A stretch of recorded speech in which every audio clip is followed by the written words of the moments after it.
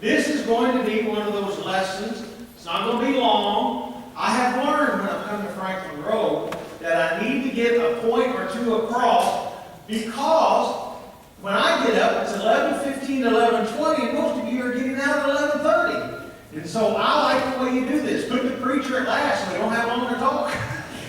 So we're going to make the lesson, I won't say quick and easy, but we're going to make it where you won't be here a long time. I want to start with a passage of Scripture, not on your sheet if you've got a sheet.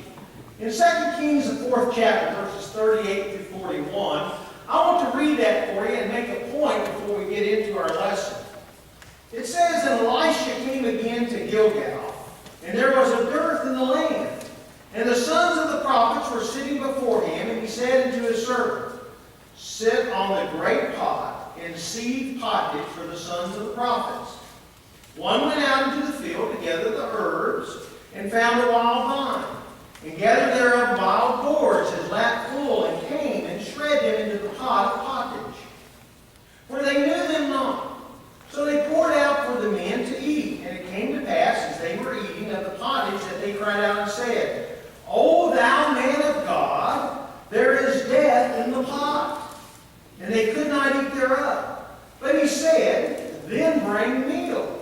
And he cast it into the pot, and said, Pour out for the people, that they may eat, and there was no harm in the pot." What we see here is, when it's talking about death in the pot, by ignorance, this gentleman had gone out and gotten some wild boars, but they were poisoned. And the people recognized it as they started eating it. And they said, well, replace it with meal. Replace that with something good to eat. You know, just as a man had put these wild boars in there, and it was poison, sometimes today people put wild boars into the teaching of the gospel. They put poison things in there. We kind of talked about that a little bit in class this morning, didn't we? And there's some specific things that we need to make sure of, that we recognize that they are poison to us. For instance, there are some times that when God is silent, people just say, well, the church is a denomination. Well, we know it's not a denomination.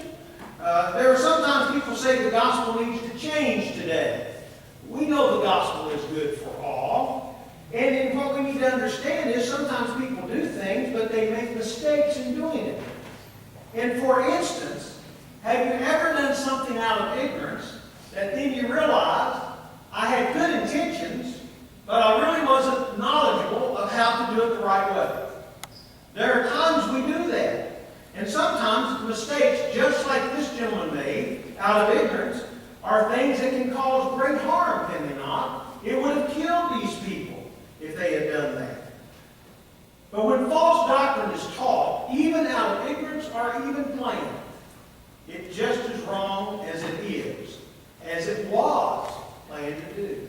In other words, what I'm saying is, if someone teaches you out of ignorance that salvation can be found through belief only, and you believe that, you're going to stand before God in the day of judgment and say, I was taught this, and God will say to you, but my scriptures say. So we understand that point, don't we? Just like putting wild boars, that by ignorance this man was doing could have caused death. I want that to be in our mind, that a lot of times we do things out of ignorance. I do things out of ignorance. We all do things out of ignorance. What Jesus was teaching in Matthew the 6th chapter, my friend, was this. He doesn't want us to be ignorant. The things of this world are not things we should preoccupy ourselves with, but what He has to offer is what we should be thinking of. If you will, turn with me over to John the 6th chapter real quick. And before we get into filling in the blanks, I want to hit some points. In John the 6th chapter, and you might remember John the 6th chapter, this is where Jesus had healed 5,000, and then He went to the other side and the people came over. And Jesus' point tells them something that they're doing possibly out of ignorance. In verse 26, He says, Most assuredly I say to you, you seek me not because you saw the signs, not because of the wonderful things that I did that were supposed to lead you to believe in me. You didn't do that because of the signs. You seek me because you ate of the loaves and were filled. He says, do not labor for the food which perishes, but for the food which endures to everlasting life, which the Son of Man will give you, because God the Father has set his seal on him. What he's saying? He's saying, it's great, you're coming after me, and you seek me, but you're seeking me for the wrong reasons. It could be out of ignorance you're seeking me. You may not realize you're seeking me because you just got fed by me over with the 5,000, and you're now hungry again. It could be that reason that you're coming. But you need to seek me because of who I am, not because of the food that you ate. Then, if you will, look over in Acts, the 2nd chapter. This passage of Scripture has been one that constantly has been discussed. But you might remember on the day of Pentecost that after the people were baptized, that there were things that were beginning to happen. In verse 41, we see that 3,000 were baptized, or added to them, and they continued steadfast in the apostles' doctrine and fellowship and in the breaking of bread and in prayers. Many people have used that to say that's a social thing. That is not a social thing. That is the fact that they are participating in the apostles' teaching and the fellowship. And there's two words that are noun, or three words that are, if this right, two nouns and three verbs that mean fellowship. None of it has anything to do with social. It's all spiritual. And so what this verse is dealing with is that they are breaking the bread, the Lord's Supper. They are praying. They're continuing steadfastly in what the apostles are teaching, and in the fellowship of that teaching, that spiritual food, that teaching that's going on. But in verse 46, it says, continuing daily with one accord in the temple, and breaking bread from house to house, they ate their food with gladness and simplicity of heart, praising God and having favor with all the people. The Lord added to the church daily such as should be saved. That is talking about some things that we do individually, house to house, not together collectively as a group, but individually as a group. That is not the Lord's Supper. That is what we would call social meals, that they're doing that. Then I want you to look over in 1 Corinthians, the 11th chapter.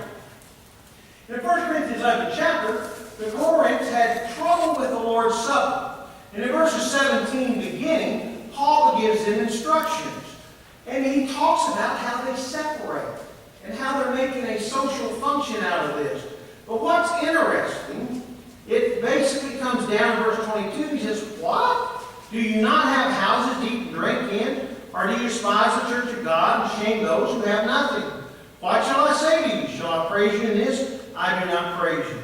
What I want to talk about, just for the few minutes that remain, is there's really two gospels that can be looked at this. And that's what Jesus is addressing. It's also what Paul is addressing. It is the gospel of Jesus Christ, and then it's something that is called the social gospel. Now, the social gospel, many times, is entered into through ignorance. It's entered into because we don't realize what Jesus has been teaching or what Paul was teaching, but what the difference is that can be harmful. For instance, in Matthew the 16th chapter, verses 24 through 26, and this is number 1 on your list in there, what we find is Jesus is teaching, and he's teaching strictly about the soul of man. He says, if anyone desires to come after me, let him deny himself, take up his cross, and follow me. For whoever desires to save his life will lose it. Whoever who loses his life for my sake will find it. For what profit is it if a man gains the whole world and loses his own soul? Or what will a man give in exchange for his soul? And so you look at this, and Jesus is recognizing and saying, the man's soul is what my teaching is about. It's what I'm about, the man's soul. At death, this body that you've got, by the way, have you looked in the mirror lately? I'm 69 years old.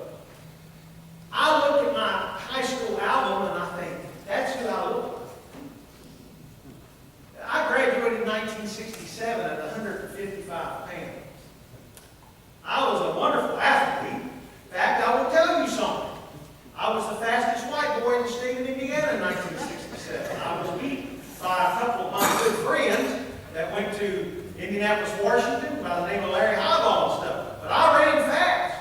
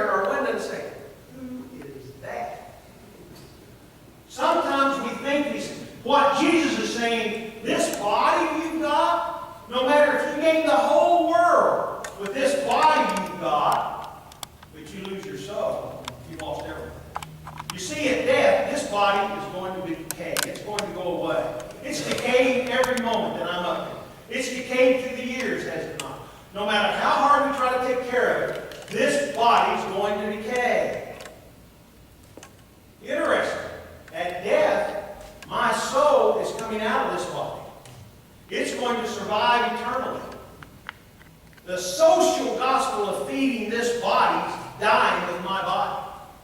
But the eternal soul and the spiritual food that Jesus has for me will live on forever and ever and ever. Until, according to 1 Corinthians 15, when he comes again, I will receive a new body.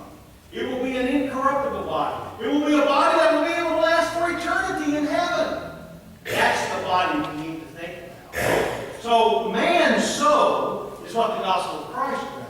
However, what Jesus was talking about in John 6, or what we found in Acts 2 in the first verse 47, or what we find over in 1 Corinthians 11, is where man is concerned about his own body. That body's decaying. The difference, Jesus' gospel is for eternal soul. Man's teaching of social gospel and use of social gospel is only for this physical body. Second thing, in Ephesians, the first chapter, verse 3, if you would turn there, the Apostle Paul